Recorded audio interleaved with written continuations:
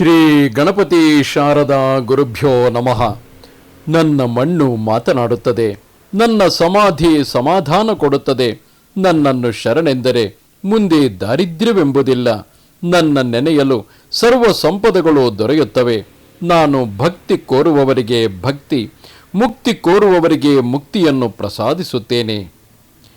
ಶ್ರೋತೃಗಳಿಗೆ ಹಂಸಕವಿ ವಿರಚಿತ ಶ್ರೀ ದತ್ತ ಭಾಗವತದ 7ನೇ ಭಾಗ ಉತ್ತರಕಾಂಡ ಪಂಚಮ ಸ್ಕಂದ ಶ್ರೀ ಸಾಯಿ ಚರಿತಾಮೃತದಲ್ಲಿ ಕಾಕಾ ದೀಕ್ಷಿತರು ಮೊದಲ ಬಾರಿಗೆ ಶಿರಡಿಗೆ ಬಂದದ್ದು ಹರಿವಿನಾಯಕ ಸಾಠೆಯವರಿಂದ ಸಾಠೇವಾಡ ನಿರ್ಮಾಣ, ಅತ್ತ ಖಾಪರ್ದೆ ಮತ್ತು ಮನುತಾಯಿ ಅಥವಾ ಲಕ್ಷ್ಮೀಬಾಯಿ ಕೂಡ ಶಿರಡಿಗೆ ಬಂದದ್ದು ಅಲ್ಲದೆ ತಿಲಕರು ಹಾಗೂ ಬಾಬಾರ ರಹಸ್ಯ ಭೇಟಿಯ ಪ್ರಸಂಗವೆಂಬ 13ನೆಯ ಅಧ್ಯಾಯಕ್ಕೆ ಸ್ವಾಗತ.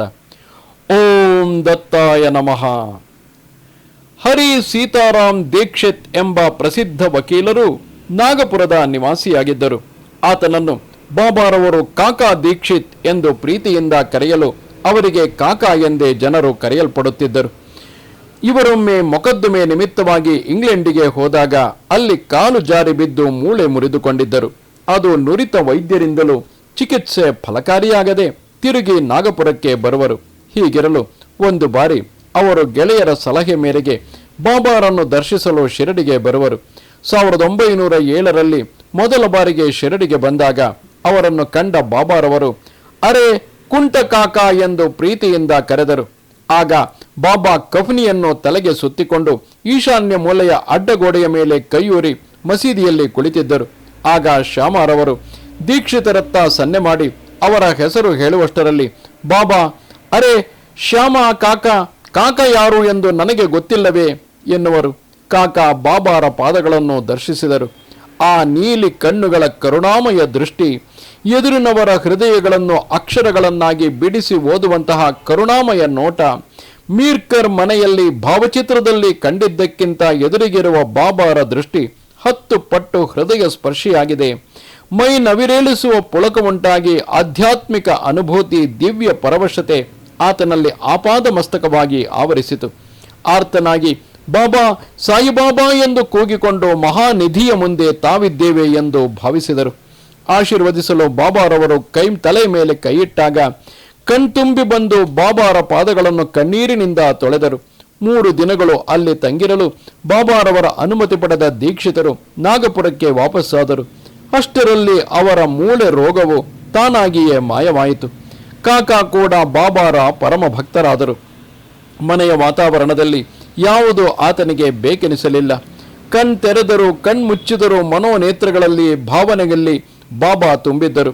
ನೀಲಿ ಕಣ್ಣುಗಳ ಕರುಣಾಪೂರಿತ ನೋಟ ಅವರನ್ನು ಆವರಿಸಿಬಿಟ್ಟಿತು. ಆಗಾಗ ಶಿರಡಿಗೆ ಬಂದು ಹೋಗುವುದನ್ನು ದೀಕ್ಷಿತರು ರೂಢಿಸಿಕೊಂಡರು. ಶಿರಡಿಯಲ್ಲಿ ಫಕೀರನು ಅಮಲೇರಿಸುವ ಯಾವುದೋ ಮದ್ದು ಮಾಡುತ್ತಿದ್ದಾನೆಂದು, ತನ್ಮೂಲಕ ಹರಿಸೀತಾರಾಮ್ ದೀಕ್ಷಿತರನ್ನು ತಮ್ಮೆಡೆಗೆ ಸೆಳೆದುಕೊಂಡಿರುವರೆಂದು, ದೀಕ್ಷಿತರು ಸಂಸಾರ ತ್ಯಾಗ ಮಾಡಿ ಶಿರಡಿಯಲ್ಲೇ ಇರುತ್ತಾರೆಂದು ಜನರು ತಮ್ಮಲ್ಲಿ ಮಾತನಾಡಲು ಪ್ರಾರಂಭಿಸಿದರು. ಆತನ ಪತ್ನಿಯೂ ಸಹ ಚಿಂತೆಗೀಡಾದರು. ಶಿರಡಿಯಲ್ಲಿ ವಸತಿ ಪ್ರಾರಂಭಿಸಬೇಕೆಂಬ ಹಂಬಲ ದೀಕ್ಷಿತರಲ್ಲಿ ಬೇರೂರಿತು. ಅಂತಹ ಆಕಾಂಕ್ಷೆ ತೀವ್ರವಾಯಿತು. ತಮ್ಮಲ್ಲಿದ್ದ ವ್ಯಾಪಾರದಿಂದ ಬರುತ್ತಿದ್ದ ವರಮಾನದಲ್ಲಿ 25% ಭಾಗದಷ್ಟು ಆಸ್ತಿಯನ್ನು ಮಾರಿಬಿಟ್ಟು ಶಿರಡಿಯಲ್ಲಿ ವಸತಿ ಮಾಡಿಕೊಂಡು ತನಗಾಗಿ ಸ್ವಲ್ಪ ಭಾಗ ಉಳಿಸಿಕೊಂಡು ಮಿಕ್ಕ ಜಾಗವನ್ನು ಯಾತ್ರಿಕರಿಗಾಗಿ ಅವರ ಅನುಕೂಲಗಳಿಗಾಗಿ ವಿನಿಯೋಗ ಮಾಡಲು ದೀಕ್ಷಿತರು ಯೋಚಿಸಿದರು. ಅಷ್ಟೇ ಅಲ್ಲದೆ ಒಂದು ಭವನವನ್ನೇ ಕಟ್ಟಿಕೊಡುವ ಕನಸು ಅವರಲ್ಲಿ ಚಿಗುರೊಡೆಯಿತು. ಬಾಬಾರಲ್ಲಿ ಈ ವಿಷಯವಾಗಿ ಅನುಮತಿಯನ್ನು ಕೋರಿದರು. ಬಾಬಾರ ಅನುಮತಿ ದೊರೆಯಿತು. ಶಿರಡಿಯಲ್ಲಿ ಸಾಯಿ ಭಕ್ತರಿಗಾಗಿ ಮೊದಲು ಚಾವಡಿ ಸೃಷ್ಟಿಯಾಯಿತು. ಅತ್ತ ಹರಿವಿನಾಯಕ ಸಾಠೆ ಎಂಬ ಭಕ್ತನು ಕೂಡ ಸಾಠೇವಾಡ ವಸತಿ ಗೃಹವನ್ನು ನಿರ್ಮಿಸಿದನು. ಬಾಬಾರ ಆಜ್ಞೆಯ ಮೇರೆಗೆ ಪವಿತ್ರವಾದ ಬೇವಿನ ಮರದ ಪಕ್ಕದಲ್ಲಿದ್ದ ಶಿರಡಿ ಗ್ರಾಮದ ಶಿಥಿಲ ಗೋಡೆಯ ಬಳಿ ಜಾಗವನ್ನು ಸಾಠೆ ಕೊಂಡುಕೊಂಡರು. ಗೋಡೆ ಒಡೆದು ಆ ಜಾಗವನ್ನು ಆಧಾರವಾಗಿಟ್ಟುಕೊಂಡು ಗುರುಸ್ಥಾನವೆಂದು ನಿರ್ಮಿತವಾದುದು ಭಕ್ತರ ಸಾಠೇವಾಡ. ಇದೊಂದೇ ಯಾತ್ರಿಕರಿಗಾಗಿ ವಸತಿ ಗೃಹ. ಪವಿತ್ರವಾದ ಬೇವಿನ ಮರಗಳ ಕೊಂಬೆಗಳು ನಿರ್ಮಾಣ ಕಾರ್ಯದಲ್ಲಿ ಅಡ್ಡ ಬಂದವು. ಅದನ್ನು ಕಡಿದು ಬಾಬಾರವರ ಕೋಪಕ್ಕೆ ಒಳಗಾಗುವುದು ಬೇಡವೆಂದು ಕೆಲಸವನ್ನು ನಿಲ್ಲಿಸಿ ಸುಮ್ಮನಾಗಿಬಿಟ್ಟರು. ಆದರೆ ಸ್ವಯಂ ಬಾಬಾರವರೇ ಮರದ ಕೊಂಬೆಗಳನ್ನು ಕಡಿದು ಹೊಟ್ಟೆಯಲ್ಲಿ ಭ್ರೂಣವು ವ್ಯತಿರಿಕ್ತವಾಗಿ ಬೆಳೆಯಲಾರಂಭಿಸಿದರೆ ವೈದ್ಯನು ತಾಯಿಯ ಆರೋಗ್ಯವನ್ನು ಗಮನದಲ್ಲಿಟ್ಟುಕೊಂಡು ಅದನ್ನು ಹೊರಗೆ ತೆಗೆಯಲಾರನೆ. ಈ ಕೊಂಬೆಗಳು ಅಡ್ಡವಾಗಿದೆ ಎಂದು ನಿರ್ಮಾಣದ ಕೆಲಸವನ್ನು ನಿಲ್ಲಿಸಲು ಸಾಧ್ಯವೇ ಎಂದು ನಗೆ ಬೀರಿದರು. ಶಿರಡಿಯಲ್ಲಿ ಮೊದಲು ಬಂದ ವಸತಿ ಗೃಹ ಸಾಠೆವಾಡ. ನಂತರ 1910ನೇ ಇಸವಿ ಡಿಸೆಂಬರ್ 9ನೇ ದಿನಾಂಕದಂದು ಕಾಕಾ ದೀಕ್ಷಿತರಿಗೆ ದೀಕ್ಷಿತವಾಡ ಕಟ್ಟಲು ಬಾಬಾರವರು ಶಂಕುಸ್ಥಾಪನೆ ಮಾಡಿದರು. ಇದೇ ದಿನವೇ ಚಾವಡಿಯಲ್ಲಿ ಆರತಿ ಆರಂಭವಾಯಿತು. ಖಾಪರ್ದೆಗೆ ಶಿರಡಿಯಿಂದ ಹೊರಡಲು ಅನುಮತಿಯಿತ್ತರು. 12/10/1910ನೇ ಇಸವಿ ಶಿರಡಿಯ ಚರಿತ್ರೆಯಲ್ಲಿ ಚಿರಸ್ಮರಣೀಯ ದಿನವಾಗಿ ಉಳಿಯಿತು. ಮುಂದೆ ಅಂದರೆ 1911ನೇ ಇಸವಿಯಲ್ಲಿ ರಾಮನವಮಿಯ ದಿನ ಕಾಕಾ ದೀಕ್ಷಿತ್ ವಾಡ ಗೃಹ ಪ್ರವೇಶ ನಡೆಸಿದರು. ಮಹಡಿಯ ಮೇಲೆ ಏಕಾಂತ ಧ್ಯಾನಕ್ಕಾಗಿ ಒಂದು ಕೊಠಡಿಯನ್ನು ಮಾತ್ರ ತಮಗಾಗಿ ಉಳಿಸಿಕೊಂಡರು. ಉಳಿದೆಲ್ಲ ಭಾಗವನ್ನು ಯಾತ್ರಿಕರ ವಸತಿ ಗೃಹವನ್ನಾಗಿ ಸಜ್ಜುಗೊಳಿಸಿದರು. ಆತನು ಶಿರಡಿಯಲ್ಲಿ ಸ್ಥಿರವಾಗಿ ನೆಲೆಸಲು ಆಲೋಚಿಸಿ, ಬಾಬಾ, ನಿಮ್ಮಂತಹ ಮಹನೀಯರ ಪಾದ ಧೂಳಿನಲ್ಲಿ ಪುನೀತನಾಗಲು ನನಗೆಂದು ಇಷ್ಟು ಸ್ಥಳವನ್ನು ಕರುಣಿಸಿದಿರಿ. ನನ್ನ ಮನಸ್ಸನ್ನು ಮಾನಸಿಕವಾಗಿ ಆಧ್ಯಾತ್ಮಿಕವಾಗಿ ಮಾರ್ಪಡಿಸಿ ನಿಮ್ಮೊಡನೆ ಇರುವಂತೆ ಕರುಣಿಸಿರಿ. ಇನ್ನು ಈ ಶರೀರವು ಗೌಣವಾದುದು ಎಂದು ಶರಣಾಗತರಾದರು. ಅತ್ತ ಅಮರಾವತಿಯ ಸುಪ್ರಸಿದ್ಧ ನ್ಯಾಯವಾದಿ ಖಾಪರ್ದೆ ಅವರು ಕೂಡ ಶಿರಡಿಯತ್ತ ಮುಖ ಮಾಡಿದರು. ಅದು ಎಂತೆಂದರೆ, ಆ ಅವಧಿಯಲ್ಲಿ ಬ್ರಿಟಿಷರು ಅತಿವಾದಿಗಳ ಮೇಲೆ ತನ್ನ ಪಟ್ಟು ಬಿಗಿಗೊಳಿಸಿ ಅಂತಹವರನ್ನು ಬಂಧಿಸಿ ಕಾರಾಗೃಹಕ್ಕೆ ಅಟ್ಟಿ ದೇಶದಲ್ಲಿ ಅನಾಗರಿಕತ್ವಕ್ಕೆ ನಾಂದಿ ಹಾಡಿತ್ತು. ಭಾರತದಲ್ಲಿರುವ ದೇಶಭಕ್ತರನ್ನು ಹಿಂಸಿಸಿ ಹಿಂದೂ ಮುಸ್ಲಿಮರಲ್ಲಿ ಜಾತಿ ಮತದ ಭೇದ ಸೃಷ್ಟಿಸಿ ಪರಸ್ಪರ ಒಡೆದು ಆಳುವ ಕುತಂತ್ರಕ್ಕೆ ಕೈಹಾಕಿ ಅತಿ ಮಾನುಷ ಕೃತ್ಯ ಪ್ರಾರಂಭಿಸಿತು. ಅಂತಹ ಸಂದರ್ಭದಲ್ಲಿ ದೇಶದ ನಾನಾ ಭಾಗಗಳಿಂದ ಅತಿವಾದಿಗಳು ಬಾಲಗಂಗಾಧರ ತಿಲಕರ ನೇತೃತ್ವದಲ್ಲಿ ಬ್ರಿಟಿಷರ ವಿರುದ್ಧ ದಂಗೆ ಎದ್ದರು. ಆಗ ಬ್ರಿಟಿಷ್ ಸರ್ಕಾರವು ತಿಲಕರಿಗೆ ಶಿಕ್ಷೆ ವಿಧಿಸಿ ಜೈಲಿಗೆ ತಳ್ಳಿತು. ಆ ಸಮಯದಲ್ಲಿ ಖಾಪರ್ದೆಯು ಅಮರಾವತಿಯಲ್ಲಿ ವಕೀಲಿ ವೃತ್ತಿಯನ್ನು ಕೈಗೊಂಡು ಅಪಾರ ಕೀರ್ತಿಯನ್ನು ಗಳಿಸಿದರು. ಕೀರ್ತಿಯೊಂದೇ ಅಲ್ಲದೆ ಧನವಂತರು ಆದರು. ಖಾಪರ್ದೆಗೆ ಇಂದ್ರ ಭವನದಂತಹ ಮನೆ ತುಂಬ ನೌಕರರು, ಚಾಕರಿ ಮಾಡುವವರು, ಪರಿಚಾರಕರು, ಮೇಲು ಜಾತಿಯ 7 ಕುದುರೆಗಳು, 2 ದೊಡ್ಡ ಕುದುರೆ ಗಾಡಿಗಳು ಎಲ್ಲವೂ ಇದ್ದವು. ಅವರ ಸಂಸಾರವೆಂದರೆ ಪತ್ನಿ, 3 ಪುತ್ರರು, 3 ಸೊಸೆಯರು. ಮನೆಯಲ್ಲಿ ದಿನವೂ ಬಂದು ಹೋಗುವ ಅತಿಥಿಗಳಿಂದ, ಸತ್ಕಾರ ಕೂಟಗಳಿಂದ ತುಂಬಿರುವ ವಾತಾವರಣ. ಖಾಪರ್ದೆ ಐಶ್ವರ್ಯದಲ್ಲಿಯೇ ಅಲ್ಲದೆ ಮಹಾಪಂಡಿತರೂ ಹೌದು. ಸಂಸ್ಕೃತವನ್ನು ಚೆನ್ನಾಗಿ ಅಭ್ಯಾಸ ಮಾಡಿರುವರು. ಆಧ್ಯಾತ್ಮಿಕ ಗ್ರಂಥಗಳನ್ನು ಓದಿ ಗ್ರಹಿಸಿಕೊಂಡವರು. ಭಗವದ್ಗೀತೆ, ಏಕನಾಥ ಭಾಗವತ, ರಾಮಾಯಣ, ಜ್ಞಾನೇಶ್ವರಿ ಮುಂತಾದ ಗ್ರಂಥಗಳಲ್ಲದೆ ಪರಮಾಮೃತದಂತಹ ಮರಾಠಿ ಭಾಷೆಯ ವೇದಾಂತ ಪ್ರಾಮಾಣಿಕ ಗ್ರಂಥವನ್ನು ಕೂಲಂಕುಷವಾಗಿ ಓದಿ ಅರ್ಥ ಮಾಡಿಕೊಂಡವರು. ಖಾಪರ್ದೆ ಯಾರೊಡನೆಯಾದರೂ ಗ್ರಂಥಸ್ಥ ವಿಷಯಗಳನ್ನು ಕುರಿತು ನಿರರ್ಗಳವಾಗಿ ವಾದಿಸಬಲ್ಲ ವಾಕ್ಪಟುತ್ವ ದೈವದತ್ತವಾದುದು. ತನ್ನ ಮನೆಯಲ್ಲಿ ಮನರಂಜನಾ ಮೇಳಗಳನ್ನು ಆಗಾಗ್ಗೆ ಏರ್ಪಡಿಸುವರು. ಸರಸ ಸಂಗೀತ ಸಾಹಿತ್ಯ ರಸಿಕರಾದ ಖಾಪರ್ದೆ ಅತಿಥಿಗಳಿಗಾಗಿ ವಿನೋದದ ಕಾಲಕ್ಷೇಪಕ್ಕಾಗಿ ಮನೋರಂಜನೆ ಏರ್ಪಡಿಸುವರು. ಈ ಬಗೆಯ ಐಶ್ವರ್ಯ ರಾಜಸ ಗುಣಗಳಿದ್ದ ಖಾಪರ್ದೆಗೆ ಅರ್ಧಾಂಗಿ ಮನುತಾಯಿ ವರಪ್ರದಲೆ ಆಗಿದ್ದಳು. ಅಲ್ಲದೆ ಆತನ ಅದೃಷ್ಟ ದೇವತೆಯೂ ಹೌದು. ಲಕ್ಷ್ಮೀಬಾಯಿ ಎಂದು ಕರೆಯಲ್ಪಡುವ ಆಕೆ ಆ ಕುಟುಂಬಕ್ಕೆ ಮುಖ್ಯಸ್ಥಳು. ಮಹಾ ಸಾಧ್ವೀಮಣಿ. ಸಹನಶೀಲತೆಗೆ, ದಕ್ಷತೆಗೆ, ಜಾಣ್ಮೆಗಳಿಗೆ ಪ್ರತಿಬಿಂಬ ಆಕೆ. ಎಲ್ಲ ನೌಕರರು, ಅವರೆಲ್ಲರ ಪಾಲನೆ, ಅತಿಥಿ ಅಭ್ಯಾಗತರ ಮೇಲ್ವಿಚಾರಣೆ, ಪೋಷಣೆಯನ್ನು ಆಕೆಯು ನೋಡಿಕೊಳ್ಳುತ್ತಿದ್ದಳು. ಪತಿಯು ಕೆಲಸದ ಒತ್ತಡದಲ್ಲಿದ್ದರೂ ಬೇಕು ಬೇಡಗಳನ್ನು ಕಾಲಕ್ಕೆ ಸರಿಯಾಗಿ ಒದಗಿಸುತ್ತಾ ಸಹಭಾಗಿನಿಯಾಗಿ ನೆರಳಾಗಿ ನಡೆಯುವವಳು. ಖಾಪರ್ದೆಯವರು ಬಾಲಗಂಗಾಧರ ತಿಲಕರಿಗೂ ವಕೀಲರಾಗಿ ವಕಾಲತ್ತು ಹಿಡಿದವರು. ಬ್ರಿಟಿಷ್ ಸರ್ಕಾರಕ್ಕೆ ವಿರುದ್ಧವಾಗಿ ವಾದಿಸಿ ಅನೇಕ ದೇಶಭಕ್ತರನ್ನು ಬಿಡುಗಡೆಗೊಳಿಸಿದ ಹೆಸರಾಂತ ವ್ಯಕ್ತಿ. ಅವರು ಕೈ ಹಿಡಿದ ವಕಾಲತ್ತುಗಳಿಂದ ಗೌರವ ಖಚಿತವೆಂಬಂತೆ ಪ್ರಖ್ಯಾತರಾದರು. ಆದರೆ ಬಾಲಗಂಗಾಧರ ತಿಲಕರ ವಿಷಯದಲ್ಲಿ ಖಾಪರ್ದೆಯ ವಾದಗಳು ಮುರಿದು ಬಿದ್ದವು. ತಿಲಕರಿಗೆ ಶಿಕ್ಷೆಯಾಯಿತು. ಇದನ್ನು ತಮ್ಮ ವೃತ್ತಿಗೆ ಸವಾಲಾಗಿ ತೆಗೆದುಕೊಂಡು ಮಾನಸಿಕವಾಗಿ ಅಪಮಾನಗೊಂಡ ಖಾಪರ್ದೆಯವರು ಕುಗ್ಗಿ ಹೋದರು. ತಮ್ಮ ಸ್ವಂತ ಖರ್ಚಿನಲ್ಲಿ ಇಂಗ್ಲೆಂಡ್ ಪ್ರವಾಸ ಕೈಗೊಂಡು ಪ್ರಿವಿ ಕೌನ್ಸಿಲ್ನಲ್ಲಿ ಅಪೀಲು ಮಾಡಿಕೊಂಡರು. ಬಾಲಗಂಗಾಧರ ತಿಲಕರು ನಿರ್ದೋಷಿಗಳು. ಬ್ರಿಟಿಷ್ ಸರ್ಕಾರವು ಆತನ ಮೇಲೆ ಬರಿಯ ದ್ವೇಷದಿಂದ ಗುಂಪು ಕಟ್ಟಿ ಸಾಧಿಸುತ್ತಿರುವುದಾಗಿ ವಾದಿಸಿದರು. 2.5 ವರ್ಷಗಳ ಕಾಲ ತಮ್ಮ ಖರ್ಚಿನಲ್ಲಿಯೇ ವಕಾಲತ್ತು ನಡೆಸಿ ಇಂಗ್ಲೆಂಡಿನಲ್ಲಿ ಉಳಿಯಬೇಕಾಯಿತು. ಅದೇ ಸಮಯದಲ್ಲಿ ತಮ್ಮ ಮಾತೃಶ್ರೀಯವರ ನಿಧನ ವಾರ್ತೆಯು ಅವರಿಗೆ ಮುಟ್ಟಿತು. ಆಕೆಯಲ್ಲಿ ಬಹಳ ಪ್ರೀತಿ ಇಟ್ಟಿದ್ದ ಖಾಪರ್ದೆಯವರಿಗೆ ಮರಣ ಶಯ್ಯೆಯಲ್ಲಿದ್ದ ತಾಯಿಯನ್ನು ನೋಡಲು ಬರಲಾಗದ ಪರಿಸ್ಥಿತಿ. ವಕಾಲತ್ತಿನ ಒತ್ತಡದಲ್ಲಿ ದಹನ ಸಂಸ್ಕಾರದಲ್ಲಿ ಭಾಗಿಯಾಗಲು ಅಸಹಾಯಕರಾದರು. ಇದರಿಂದ ಅವರು ಬಹಳ ಕುಗ್ಗಿ ಹೋದರು. ಈ ಸ್ಥಿತಿಯಲ್ಲಿ ಪ್ರಿವಿ ಕೌನ್ಸಿಲ್ನಲ್ಲಿ ಇವರು ಕೊಟ್ಟಿದ್ದ ಅಪೀಲು ಬಿದ್ದು ಹೋಯಿತು. ತಿಲಕರಿಗೆ ಶಿಕ್ಷೆಯನ್ನು ಅನುಭವಿಸದೆ ಮಾರ್ಗವಿಲ್ಲವೆಂದು ತೀರ್ಪು ಕೊಟ್ಟಿತು. ಮಿತಿಮೀರಿದ ನಿರಾಶೆ, ಮಾನಸಿಕ ತುಮುಲದಿಂದ ಅವಮಾನ ತಡೆಯಲಾಗದೆ ಕಾಪರ್ದೆ ಸ್ವದೇಶಕ್ಕೆ ಹಿಂದಿರುಗಿದರು. ಬರುವಾಗ ಮಾರ್ಗ ಮಧ್ಯೆ ಬರ್ಮಾ ಜೈಲಿನಲ್ಲಿ ಶಿಕ್ಷೆಯನ್ನು ಅನುಭವಿಸುತ್ತಿದ್ದ ಬಾಲಗಂಗಾಧರ ತಿಲಕರನ್ನು ಭೇಟಿಯಾಗಿ ಮಾತಾಡಿ ಬಂದರು. ಹೀಗೆ ಅಮರಾವತಿಗೆ ವಾಪಸ್ಸಾದ ಕಾಪರ್ದೇವರಿಗೆ ಆರೋಗ್ಯ ಕೆಟ್ಟಿತು. ಅವರ ಆತ್ಮವಿಶ್ವಾಸ ಸ್ವಲ್ಪ ಮಟ್ಟಿಗೆ ಕುಂದಿತು. 2.5 ವರ್ಷಗಳು ತನ್ನ ದೇಶದಿಂದ ದೂರವಿದ್ದ ಕಾರಣ ತಮ್ಮ ವೃತ್ತಿಯಲ್ಲೂ ಬೇಡಿಕೆ ಕುಂದಿತ್ತು. ವೈಭವದ ಜೀವನ ಶೈಲಿ, ವಿಪರೀತ ವೆಚ್ಚ. ಆಗಿನ ಕಾಲಕ್ಕೆ ಅವರ ವರಮಾನ ತಿಂಗಳಿಗೆ 1 ಲಕ್ಷ ರೂಪಾಯಿಗಳಿತ್ತು. ವರಮಾನದ ಕುಂಠಿತದಿಂದ ಕುಟುಂಬವನ್ನು ಮೊದಲಿನಂತೆ ನಡೆಸಿಕೊಂಡು ಹೋಗುವುದಕ್ಕೆ ಬಹಳ ಸಮಸ್ಯೆಗಳು ಎದುರಾದವು. ಇಷ್ಟು ಒತ್ತಡಗಳಿಗೆ ಮನವು ಸಿಕ್ಕಿಕೊಂಡಾಗ ಕಾಪರ್ದೆಯವರಿಗೆ ಶಿರಡಿ ಬಾಬಾರ ಕುರಿತು ಮಾಹಿತಿ ಬಂದಿತು. ಅಲ್ಲಿಗೆ ಹೋಗಿ ಬಂದರೆ ಮನಸ್ಸಿಗೆ ನೆಮ್ಮದಿ ಸಿಗುವುದೆಂಬ ಭಾವನೆ ಉಂಟಾಯಿತು. 1910 ಇಸವಿ ಡಿಸೆಂಬರ್ 5ನೇ ದಿನಾಂಕದಂದು ಕಾಪರ್ದೆ ಮೊದಲ ಬಾರಿಗೆ ಶಿರಡಿಗೆ ಬಂದು ಬಾಬಾರನ್ನು ದರ್ಶಿಸಿದರು. ಸಾಯಿ ದರ್ಶನವನ್ನು ಮಾತ್ರ ಆಶಿಸಿದ್ದರು. ಆದರೆ ಸಾಯಿಬಾಬಾ ಮಾತ್ರ ಬಹಳ ಪ್ರೀತ್ಯಾದರಗಳಿಂದ, ಇದು ನಿಮ್ಮ ಮನೆ, ನಾನು ಇಲ್ಲಿರುವಾಗ ಯಾರಿಗೂ ಯಾವ ಭಯ ಆತಂಕ ಬೇಕೆ ಎಂದು ಅಭಯವಿತ್ತರು. ನೀವು, ನಾನು, ಬಾಪು ಸಾಹೇಬ್, ಜೀಗ್, ಕಾಕಾ ದೀಕ್ಷಿತ್, ಶ್ಯಾಮ, ದಾದಾ ಕೇಲ್ಕರ್ ಹಾಗೂ ಇನ್ನಿತರರು ಅವರವರ ಚಿಂತೆ ಸಮಸ್ಯೆಗಳ ನಿವಾರಣೆಗಾಗಿ ಮಾರ್ಗದರ್ಶನಕ್ಕಾಗಿ ಬಂದಿದ್ದಾರೆ. ಎಲ್ಲರೂ ನಮ್ಮ ಗುರುಗಳ ದರ್ಶನಕ್ಕಾಗಿ ಬಂದಿದ್ದೀರಿ. ಆದ್ದರಿಂದ ನಿಮ್ಮೆಲ್ಲರನ್ನೂ ಇಲ್ಲಿ ಸೇರಿಸಿದ್ದೇನೆ. ಬಾಬಾ ಪ್ರೀತಿಯಿಂದ ನುಡಿದರು. ಕಾಪರ್ದೇವರಿಗೆ ಬಾಬಾರ ಮಾತಿನ ಗೂಢಾರ್ಥ ಅರಿವಾಗದಿದ್ದರು. ಎಲ್ಲರೂ ಬಾಬಾರವರ ಸಾಂತ್ವನ ನುಡಿ ಕೇಳಲು ಬಂದಿದ್ದಾರೆಂದು ಮನವರಿಕೆಯಾಯಿತು. ಅವರಲ್ಲಿ ಅಧ್ಯಯನ ಮಾಡಿದವರು, ಸರ್ಕಾರಿ ಅಧಿಕಾರಿಗಳು, ನಿವೃತ್ತರು, ಉದ್ಯೋಗ ಬಿಟ್ಟು ಬಂದವರು ಎಲ್ಲರೂ ತಮ್ಮ ತಮ್ಮ ಬಗೆಹರಿಯದ ಸಮಸ್ಯೆಗಳಿಗೆ, ನೋವುಗಳಿಗೆ ಬಾಬಾರಿಂದ ಪರಿಹಾರ ಬೇಡಿದವರು. ಆದರೂ ಕಾಪರ್ದೆಯವರ ರಾಜಸ ಪ್ರವೃತ್ತಿಯು ಶಿರಡಿಯಲ್ಲಿ ಉಳಿಯಲು ಮನಸ್ಸು ಕೊಡಲಿಲ್ಲ. ಆತನ ಚಡಪಡಿಕೆಯಲ್ಲಿ ಮೊದಲ ಸ್ಥಾನ ಪಡೆದಿದ್ದುದು ಒಂದೇ, ತನ್ನ ಗತವೈಭವದ ಜೀವನವನ್ನು ಮರಳಿ ಪಡೆಯುವುದಾಗಿತ್ತು. ಬಾಬಾರವರಿಂದ ಅಭಯ ರಕ್ಷೆ ಪಡೆದು ವಾಪಸ್ಸಾದರು.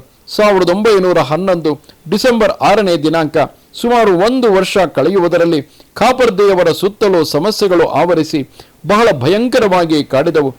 ತಿಲಕರಿಗೆ ಬಲಭುಜವಾಗಿದ್ದ ಕಾಪರ್ದೆಯವರು ಲಕ್ಷಾಂತರ ರೂಪಾಯಿ ಖರ್ಚು ಮಾಡಿಕೊಂಡು ಇಂಗ್ಲೆಂಡಿನಲ್ಲಿ ಉಳಿದು ತಮ್ಮ ಪ್ರೀತಿಯ ಮಾತೃಶ್ರೀಯವರ ದಹನ ಸಂಸ್ಕಾರದಲ್ಲೂ ಭಾಗವಹಿಸದೆ ದೇಶ ಪ್ರೇಮದ ಹಠದಿಂದ ಇಂಗ್ಲೆಂಡಿನಲ್ಲಿ ಉಳಿದಿದ್ದುದು ಬ್ರಿಟಿಷ್ ಸರ್ಕಾರಕ್ಕೆ ಚೆನ್ನಾಗಿ ಮನದಟ್ಟಾಯಿತು.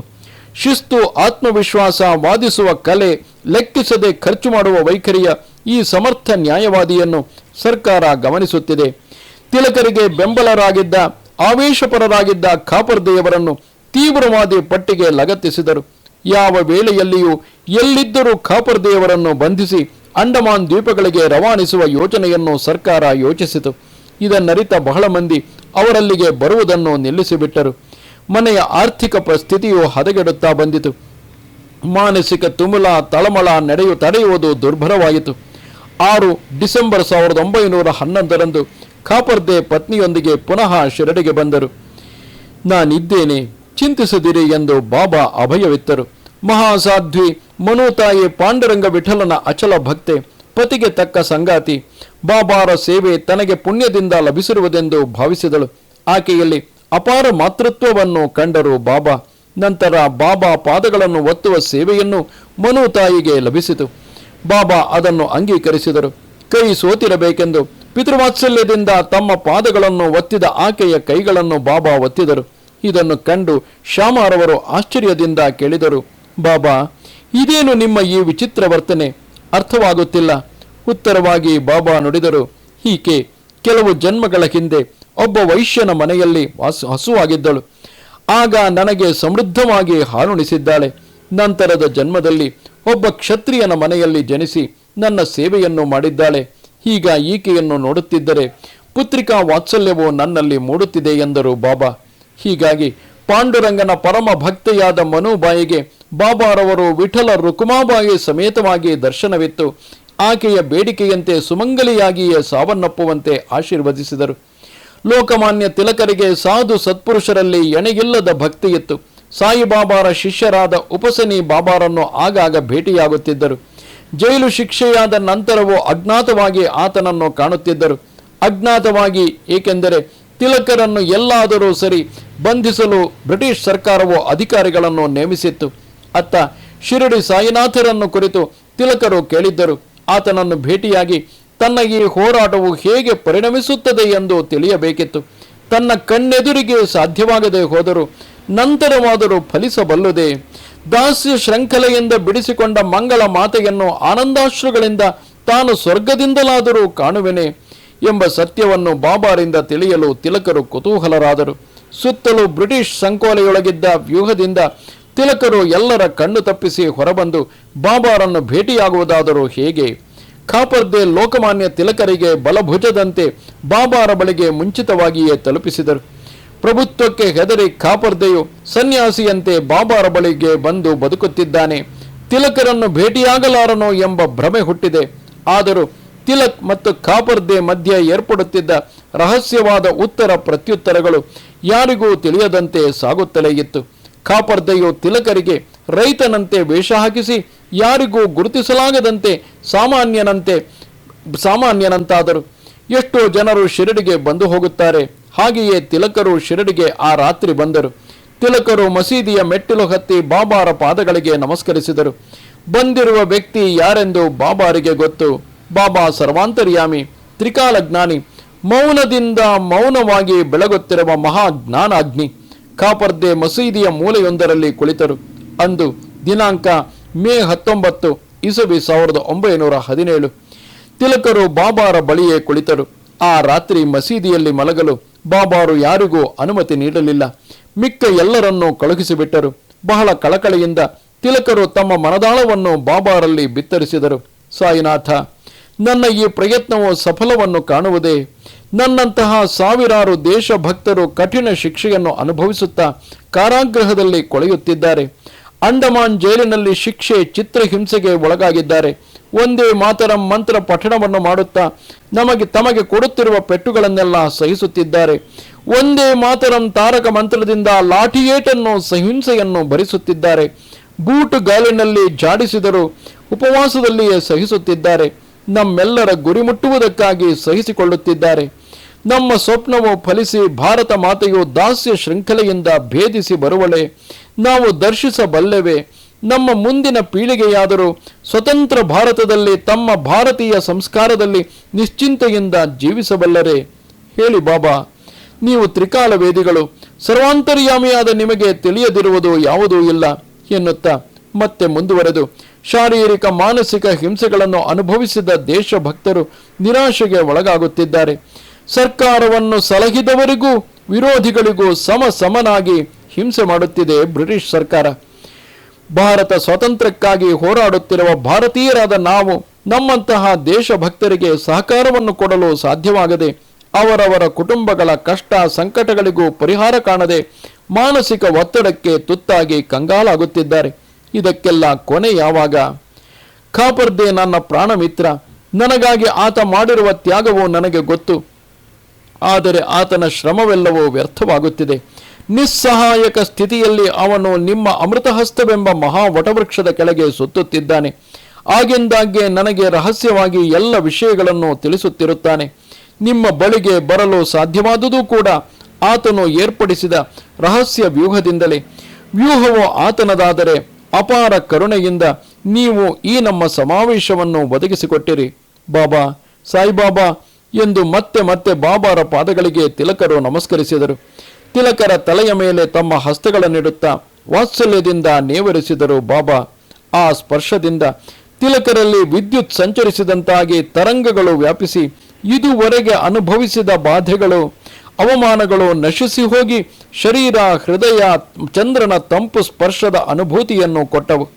ಭಕ್ತಿ ಆವೇಶದಿಂದ ಬಾಬಾ ಬಾಬಾ ಎಂದು ಉದ್ಗರಿಸುತ್ತಾ ಪುನಃ ಪುನಃ ನಮಸ್ಕರಿಸಿದರು. ತಿಲಕರನ್ನು ನೋಡುತ್ತಾ ಬಾಬಾ ಮಂದಸ್ಮಿತರಾಗಿ ನಕ್ಕರು. ಬಾಬು ತಿಲಕ್, ಬಾಧೆಗಳನ್ನು ಭರಿಸದೆ ಏನು ಸಾಧಿಸಲಾರೆಯಪ್ಪ. ಈ ಸಾಯಿಬಾಬಾ ಶಿರಡಿಯಲ್ಲಿ ಏತಕ್ಕಾಗಿ ಕುಳಿತಿದ್ದಾನೆಂದು ತಿಳಿದಿದ್ದಿ. ಕೇವಲ ಭಿಕ್ಷೆ ಸ್ವೀಕರಿಸಲು ಎಂದು ತಿಳಿದಿರುವೆಯಾ? ಕೇವಲ ಮಹಿಮೆಗಳು ಲೀಲೆಗಳನ್ನು ಪ್ರದರ್ಶಿಸುತ್ತಾ ಪ್ರಜೆಗಳನ್ನು ದೂರ ಮಾಡಬಲ್ಲ ಆಧ್ಯಾತ್ಮಿಕ ಬೋಧನೆಯನ್ನು ಮಾತ್ರ ಮಾಡುತ್ತಾ ಜನರನ್ನು ಸನ್ಯಾಸಿಗಳಾಗಿ ಫಕೀರನನ್ನಾಗಿ ಪರಿವರ್ತಿಸಲು ಅಲ್ಲ ನಾನು ಇಲ್ಲಿರುವುದು. ಜನ್ಮಭೂಮಿಯ ಋಣವನ್ನು ತೀರಿಸಿಕೊಳ್ಳಿರೆಂದು ಬೋಧಿಸಲು ಅವತರಿಸಿದ್ದಾನೆ ಈ ಫಕೀರ. ನಿನ್ನ ಸ್ವಪ್ನಗಳು ತಪ್ಪದೆ ಸಾಕಾರವಾಗುತ್ತವೆ. ಲಕ್ಷಾಂತರ ದೇಶಭಕ್ತರು ಹರಿಸುತ್ತಿರುವ ನೆತ್ತರಿನ ಪ್ರತಿ ಬಿಂದುವು ಒಂದೊಂದು ಅಸ್ತ್ರವಾಗಿ ಶಕ್ತಿಯಾಗಿ ಬ್ರಿಟಿಷರನ್ನು ತಾಕುತ್ತವೆ. ಆದರೆ ನಿನ್ನ ಕನಸುಗಳು ನನಸಾಗಲು ಸ್ವಲ್ಪ ವೇಳೆ ಬೇಕಾಗುತ್ತದೆ. ನಾನು ಮುಸ್ಲಿಮನ, ಹಿಂದುವ ಎಂದು ಎಷ್ಟೋ ಮಂದಿ ಅನುಮಾನದಿಂದ ನನ್ನನ್ನು ಇನ್ನೂ ಪರೀಕ್ಷಿಸುತ್ತಾಗಿದ್ದಾರೆ. ಇದು ಅವರ ಅಜ್ಞಾನ ಮತ್ತು ಮತವೈರ, ಪರಮತವೆಂಬ ದ್ವೇಷ. ಈ ಶಂಕೆಗಳು ನಿನ್ನಂತಹ ನೇತಾರರನ್ನು, ದೇಶಭಕ್ತರನ್ನು ಅನುಮಾನದಿಂದ ಕಂಡು ಅವರ ಮಾರ್ಗಕ್ಕೆ ಅಡ್ಡಿ ಒಡ್ಡುಕೊಳ್ಳುವಂತಹವರು ನಮ್ಮ ದೇಶೀಯರಲ್ಲಿಯೂ ಇರುವರು. ಬಾಬು, ಇವರಿಗೆ ವಿದ್ಯೆ ಇದೆ, ಪದವಿ ಇದೆ, ಉದ್ಯೋಗವಿದೆ, ಧನವಿದೆ. ಇದೆಲ್ಲವನ್ನು ಮೀರಿಸಿದ ಸ್ವಾರ್ಥವೂ ಅಜ್ಞಾನವೂ ಇದೆ. ತಿಲಕ್ ಬಾಬು, ಇವರೆಲ್ಲರನ್ನು ಪರಿವರ್ತಿಸಬೇಕು. ಅದು ಸಾಧನೆಯಿಂದ ಬರಬೇಕು. ರಾಷ್ಟ್ರ ಮಾತೆ ಎಂದರೆ ಹೆತ್ತಮ್ಮನಿಗಿಂತಲೂ ಮಿಗಿಲೆಂದು ಆಕೆಯ ಋಣ ತೀರಿಸಿಕೊಳ್ಳುವುದು ನಮ್ಮ ಕರ್ತವ್ಯವೆಂಬ ಜ್ಞಾನವು ಉದಯಿಸಬೇಕು. ಅದಕ್ಕೆ ಅಗತ್ಯವಾದ ತ್ಯಾಗ, ಆಧ್ಯಾತ್ಮಿಕ ಸಾಧನೆ, ಆರೋಗ್ಯಕರವಾದ ಚಿಂತನೆ, ಆಚರಣೆ, ಚಿತ್ತಶುದ್ಧಿ, ದೇಶ ಮಾತೆಗಾಗಿ ಧನ ಮಾನ ಪ್ರಾಣಗಳನ್ನು ಧಾರೆ ಎರೆಯುವಂತಹ ತ್ಯಾಗ ನಿರತೆ ಬರಬೇಕು. ನನ್ನ ಪ್ರಯತ್ನಗಳಲ್ಲಿ ಇದೂ ಒಂದು ಭಾಗವೇ ತಿಲಕ್ ಎಂದರು ಬಾಬಾ. ಮತ್ತೆ ಮುಂದುವರಿಯುತ್ತಾ, ಹೇ ತಿಲಕ್, ನಾನು ಶಿರಡಿಯಲ್ಲಿ ಹಿಂದೂ ಮುಸ್ಲಿಂ ಐಕ್ಯತೆಯನ್ನು ಸಾಧಿಸುತ್ತಿದ್ದೇನೆ. ನಾನಾ ಚಾಂದೋರ್ಕರ್, ಖಾಪರ್ದೆ, ದೀಕ್ಷಿತ್, ಹೇಮಾಡ್ ಪಂತ್, ಗಣಪತಿರಾವ್ ಸಹಸ್ರಬುದ್ಧೆ ಇವರಂತಹ ಎಷ್ಟೋ ಉದ್ಯೋಗಿಗಳು, ಅಧಿಕಾರಿಗಳು, ನಿವೃತ್ತಿಯಾದವರು ಶಿರಡಿಯಲ್ಲಿ ನನ್ನ ಸನ್ನಿಧಿಯಲ್ಲಿದ್ದಾರೆ. ಇದೊಂದು ಲೋಕ ಪಾಠಶಾಲೆ ಬಾಬು. ಇಲ್ಲಿ ಎಲ್ಲ ರೀತಿಯ ಪಾಠಗಳನ್ನು ಬೋಧಿಸುತ್ತಾರೆ. ಇವರೆಲ್ಲರೂ ತ್ವರಿತ ಗತಿಯಲ್ಲಿ ಇದನ್ನು ಅರ್ಥ ಮಾಡಿಕೊಳ್ಳುವಂತಹ ಶಿಷ್ಯರೇ. ನನ್ನ ಭಾಷೆ ಭಾವನೆಗಳನ್ನು ಅರ್ಥ ಮಾಡಿಕೊಳ್ಳುವ ಶಿಷ್ಯರೇ. ನಮ್ಮಂತಹ ನಿಸ್ಸಂಗರು ಧರ್ಮವನ್ನು ಪರೀಕ್ಷಿಸುವುದಕ್ಕೋಸ್ಕರ ಬಹಿರಂಗಪಡಿಸುವುದಿಲ್ಲ. ಅದನ್ನು ಹೇಳಿಕೊಳ್ಳಬಾರದು. ತಿಳಿದರೆ ಪ್ರಮಾದವಾಗಿ ನಿಮ್ಮಂತಹವರು ಬಾಧೆ ಪಡುತ್ತೀರಿ. ಆದರೂ ಒಬ್ಬ ಹಿರಣ್ಯಕಶಿಪುವಿನ ತಪೋಬಲವು ನಶಿಸಿ ನರಸಿಂಹಾವತಾರವೋ ಆವಿರ್ಭವಿಸಿ ಧರ್ಮ ಸಂಸ್ಥಾಪನೆ ಮಾಡಲು ಎಷ್ಟು ಕಾಲ ಬೇಕಾಯಿತು ನೀನೇ ಆಲೋಚಿಸು. ಅದಕ್ಕಾಗಿ ಎಷ್ಟೋ ಮುಗ್ಧರು, ಸಾಧುಗಳು ಆ ರಾಕ್ಷಸನ ದುಷ್ಟತನಕ್ಕೆ, ವಿಷ್ಣು ದ್ವೇಷಕ್ಕೆ ಬಲಿಯಾಗಲಿಲ್ಲವೇ? ತನ್ನ ಮಗನಾದರೂ ಪ್ರಹ್ಲಾದನು ತಂದೆಯ ಹಿಂಸೆಗೆ ಗುರಿಯಾಗಲಿಲ್ಲವೇ? ತಿಲಕ್, ಎಲ್ಲದಕ್ಕೂ ಯಾವಾಗಲೂ ಸಮಯ ಬೇಕು, ಸಮಯ ಬರಬೇಕು. ಖಾಪರ್ದೆಯನ್ನು ಬಂಧಿಸಲು ಬ್ರಿಟಿಷ್ ಸರ್ಕಾರವು ಎಷ್ಟು ರೀತಿಯಲ್ಲಿ ಪ್ರಯತ್ನಪಟ್ಟಿತೆಂದು ನನಗೆ ಗೊತ್ತು. ಆದರೆ ಆ ಪ್ರಯತ್ನಗಳನ್ನು ಪಲ್ಲಟ ಮಾಡಿ ಅವರ ಮನಸ್ಸುಗಳನ್ನು ಬದಲಾಯಿಸಿದವನು ನಾನೇ. ಒಂದು ಮಹತ್ತರ ಕಾರ್ಯ ಸಾಧನೆಯಲ್ಲಿ ಮಹಾರಾಷ್ಟ್ರದಲ್ಲಿ ನಿನ್ನನ್ನು ತೊಡಗಿಸಿಕೊಂಡಿರುವೆ. ಈ ಮಹಾಯಜ್ಞದಲ್ಲಿ ನಿಮ್ಮ ಕೃಷಿಯನ್ನು ನೀವು ಮಾಡುತ್ತಿದ್ದೀರಿ. ಸ್ವಲ್ಪ ವೇಳೆಯ ನಂತರ ಈ ಕತ್ತಲು ತೊಲಗಿ ಬೆಳಕು ಮೂಡುತ್ತದೆ. ನಿರಾಶಾವಾದದಲ್ಲಿ ಜಾರಿ ಬೀಳಬೇಡ. ಅಸೂಯೆ ನಮ್ಮ ಮಾರ್ಗದರ್ಶಿ, ಆಶಯವೇ ಅದರ ಚುಕ್ಕಾಣಿ. ದುರಾಶೆ ಮಾತ್ರ ಬೇಡ. ನಾನು ನಿಮ್ಮೊಂದಿಗೆ ಇದ್ದೇನೆ. ಈ ವಿಷಯಗಳು ನಿನಗೆ, ನನಗೆ, ಖಾಪರ್ದೆಗೆ ಮಾತ್ರ ಗೊತ್ತು. ಈ ಸಮಯದಲ್ಲಿ ನೀನು ಇಲ್ಲಿರುವುದು ಯಾರಿಗೂ ತಿಳಿಯದು. ಇಲ್ಲಿಂದ ಹೊರಟ ಮೇಲೆ ಮಾತ್ರ ತಿಳಿಯುತ್ತದೆ. ಶಿರಡಿ ಮೇಲೆ, ನನ್ನ ಮೇಲೆ ಕೂಡ ನಿಗಾ ಇಡುತ್ತಾರೆ. ನಡೆಯಲಿ, ನಡೆದು ಹೋಗಲಿ. ಅಲ್ಲಾಹ್ ಮಾಲಿಕ್ ಹೈ, ಅಲ್ಲಾಹ್ ಸಬ್ ಭಲಾ ಕರೇಗಾ ಎಂದರು ಬಾಬಾ. ಆಗ ತಿಲಕರಿಗೆ ಬೆಟ್ಟದಷ್ಟು ಬಲ, ಸಮಾಧಾನ ಸಿಕ್ಕಿತು. ಖಾಪರ್ದೆ ಬಾಬಾರ ಪಾದಗಳಿಗೆ ನಮಸ್ಕರಿಸಿದರು. ಶಿವಾಜಿ ಮಹಾರಾಜರಿಗೆ ಗುರುವಾದ ಸಮರ್ಥ ರಾಮದಾಸನಂತೆ ಕಂಡರು. ಮತ್ತೆ ಬಾಬಾ ಖಾಪರ್ದೆಯತ್ತ ದೃಷ್ಟಿ ಬೀರುತ್ತಾ, ಹೇ ಖಾಪರ್ದೆ, ನಿನ್ನ ದಿನಚರಿಯನ್ನು ನೀನು ದಿನವೂ ಪುಸ್ತಕದಲ್ಲಿ ಬರೆಯುವೆಯಲ್ಲವೇ? ಜಾಗ್ರತೆ, ಈ ಘಟನೆಯನ್ನು ಮಾತ್ರ ಬರೆಯಬೇಡಪ್ಪ ಎಂದು ಎಚ್ಚರಿಸಿದರು. ಹಾಗೆ ಆಗಲಿ ಬಾಬಾ ಎಂದರು ಖಾಪರ್ದೆ. ಸಾಯಿನಾಥರು ಯಾವುದನ್ನು ಅನಾವಶ್ಯಕವಾಗಿ ಹೇಳುವವರಲ್ಲ. ಈ ರೀತಿ ನುಡಿದಿರುವಲ್ಲಿ ವಿಶೇಷ ಅರ್ಥವಿದೆ, ಇರುತ್ತದೆ ಎಂದೆನಿಸಿತು. ಬಾಲಗಂಗಾಧರ ತಿಲಕರು ಎಷ್ಟು ಶೀಘ್ರವಾಗಿ ಬಂದರೋ ಅಷ್ಟೇ ಶೀಘ್ರವಾಗಿ ಕ್ಷೇಮವಾಗಿ ಬಾಬಾ ಅವರನ್ನು ಕಳುಹಿಸಿಕೊಟ್ಟರು. ತಿಲಕರು ಟಾಂಗಾದಲ್ಲಿ ಹೊರಟಾಗ ಕಣ್ಣಿಗೆ ಮರೆಯಾಗುವವರೆಗೂ ಕೈಬೀಸಿ ಕೈ ಎತ್ತಿ ಬಾಬಾ ಆಶೀರ್ವದಿಸಿದರು. ಕಾಪರ್ದೆಯವರಿಗೆ ಸೂಚನೆಗಿತ್ತರು. ಬಾಬಾ ನುಡಿದ ಎಚ್ಚರಿಕೆಯ ಮಾತು ಕಾಪರ್ದೆಯವರಿಗೆ ಅರ್ಥವಾಗಿರಲಿಲ್ಲ. ಕೆಲವು ದಿನಗಳ ನಂತರ ನಟೇಕರ್ ಎಂಬ ಸಿಐಡಿ ಅಧಿಕಾರಿ ಶಿರಡಿಗೆ ಬಂದಾಗ ಅರ್ಥವಾಯಿತು. ಆತ ಬಂದು ಬಾಬಾರಿಗೆ ನಮಸ್ಕರಿಸಿದರು. ಪರಮಹಂಸದಲ್ಲಿ ಹಂಸವೆಂಬ ಬೇರೆ ಹೆಸರಿಟ್ಟುಕೊಂಡು ಕಾಪರ್ದೆಯವರ ಮನೆಯಲ್ಲಿ ಸುಮಾರು 3 ತಿಂಗಳು ವಾಸಿಸಿ ಅವರೊಂದಿಗೆ ಮಿತ್ರನಾಗಿ ನಟಿಸಿ ಸಾಯಿ ದರ್ಶನಕ್ಕೆ ಬರುತ್ತಾರೆ. ಕಾಪರ್ದೆಯ ದಿನಚರಿಯನ್ನು ಪರೋಕ್ಷವಾಗಿ ಪರಿಶೀಲಿಸಿದರು. ಒಂದು ದಿನ ಕಾಪರ್ದೆ ಊರಿನಲ್ಲಿ ಇಲ್ಲದ ಸಮಯದಲ್ಲಿ ಆತನ ಮನೆಯಲ್ಲಿದ್ದ ಡೈರಿಯನ್ನು ಕಳವು ಮಾಡಿಕೊಂಡು ಹೊರಟು ಹೋದನು. ಬೇರೆ ಯಾವ ಪದಾರ್ಥಕ್ಕೂ ಗುರಿ ಇರಲಿಲ್ಲ. ಕಾಪರ್ದೆಯವರಿಗೆ ತಮ್ಮೊಂದಿಗೊಬ್ಬ ಕುಟುಂಬದ ಸದಸ್ಯನಂತಿದ್ದ ಹಂಸ ಎಂಬ ಬದಲಿ ಹೆಸರಿಟ್ಟುಕೊಂಡು ವಾಸ ಮಾಡುತ್ತಿದ್ದಾನೆಂದು ಅರ್ಥವಾಯಿತು. ಒಬ್ಬ ಸಿಐಡಿ ತನ್ನ ಮನೆಯಲ್ಲಿ ಇದ್ದುಕೊಂಡು ಡೈರಿಯನ್ನು ಕದ್ದ ಘಾತುಕನೆಂದು ತಿಳಿಯಿತು. ಆದರೆ ದೂರದ ಆಲೋಚನೆ ಎಂಬಂತೆ ದೈವವಶಾತ್ ತಿಲಕರ ಸಾಯಿನಾಥರ ಮಧ್ಯ ನಡೆದ ಸಂಭಾಷಣೆಯ ವಿವರಗಳು ಯಾವುವೂ ಆ ಡೈರಿಯಲ್ಲಿ ಬರೆದಿರಲಿಲ್ಲ. ಅಷ್ಟೇ ಅಲ್ಲದೆ ಸಾಯಿನಾಥನೆಂಬ ಗರುತ್ಮಂತರ ವಿಶಾಲವಾದ ರೆಕ್ಕೆಗಳ ತೆಕ್ಕೆಯಲ್ಲಿ ತಲೆಮರೆಸಿಕೊಂಡು ಶಿರಡಿಗೆ ಬರುತ್ತಿದ್ದ ಅನೇಕ ದೇಶಭಕ್ತರ ಅಜ್ಞಾತ ವಿವರಗಳನ್ನು ಬರೆದಿರಲಿಲ್ಲ. ಹಂಸನು ತನ್ನ ಅಲ್ಪ ಬುದ್ಧಿಯನ್ನು ಪ್ರದರ್ಶಿಸಿದರೆ ಹೊರತು ಆ ಡೈರಿಯಲ್ಲಿ ಸಿಐಡಿ ಅಧಿಕಾರಿಗೆ ಸಾಯಿಬಾಬಾರ ಅದ್ಭುತ ಲೀಲೆಗಳನ್ನು ಬಿಟ್ಟು ಮುಖ್ಯವಾಗಿ ಬೇಕಾಗಿದ್ದ ಯಾವ ಮಾಹಿತಿ ಆಧಾರವೂ ದೊರೆಯಲಿಲ್ಲ. ಮರುದಿನ ಕಾಪರ್ದೆ ತನ್ನ ಮನೆಯಲ್ಲಿ ಹಂಸನಾಗಿದ್ದ ಸಿಐಡಿ ನಟೇಕರ್ ತಮ್ಮ ಡೈರಿಯನ್ನು ಕದ್ದುಕೊಂಡು ಹೋದದ್ದನ್ನು ರಹಸ್ಯವಾಗಿ ಬಾಬಾರಲ್ಲಿ ತಿಳಿಸಿದರು. ಆ ಹಂಸನು ಒಂದು ಕಾಗೆ ಎಂದು ನನಗೆ ತಿಳಿದಿತ್ತು ಕಾಪರ್ದೆ. ಏನೂ ಬರೆಯಬೇಡವೆಂದು ನಿನ್ನನ್ನು ಎಚ್ಚರಿಸಿದ್ದೆನಲ್ಲ. ದೇಶಭಕ್ತರ ಮೇಲೆ ಬಾಬಾರಿಗಿದ್ದ ವಾತ್ಸಲ್ಯದ ಅರಿವು ಆ ಕ್ಷಣದಲ್ಲಿ ಕಾಪರ್ದೆಯವರಿಗೆ ಅರ್ಥವಾಯಿತು. ಸಾಯಿನಾಥ, ಸದ್ಗುರು, ನಿಮ್ಮ ರೆಕ್ಕೆಗಳ ನೆರಳಿನಲ್ಲಿರುವ ನಮಗೆ ಇಂತಹ 1000 ಹಂಸಗಳು ಬಂದರೂ ಯಾವ ಕೆಡುಕು ಆಗದು ಬಾಬಾ ಎಂದು ವಂದಿಸಿದರು. ಮುಂದೆ ಬಾಬಾರವರ ಆಶೀರ್ವಾದದಿಂದ ಕಾಪರ್ದೆಗೆ ಯಾವುದೇ ರೀತಿಯ ಕೆಡುಕು ಉಂಟಾಗಲಿಲ್ಲ ಎನ್ನುವಲ್ಲಿಗೆ ಈ ಅಧ್ಯಾಯವು ಮುಕ್ತಾಯವಾಗುತ್ತದೆ. ಅವಧೂತ ಚಿಂತನ ಶ್ರೀ ಗುರುದೇವದತ್ತ. ನಮಸ್ತೆ ಶಾರದೆ ದೇವಿ ಕಾಶ್ಮೀರ ಪುರವಾಸಿನಿ ತ್ವಾಮಹಂ ಪ್ರಾರ್ಥಯೇ ನಿತ್ಯಂ ವಿದ್ಯಾದಾನಂಚ ದೇಹಿಮೆ. ನಮಸ್ಕಾರ.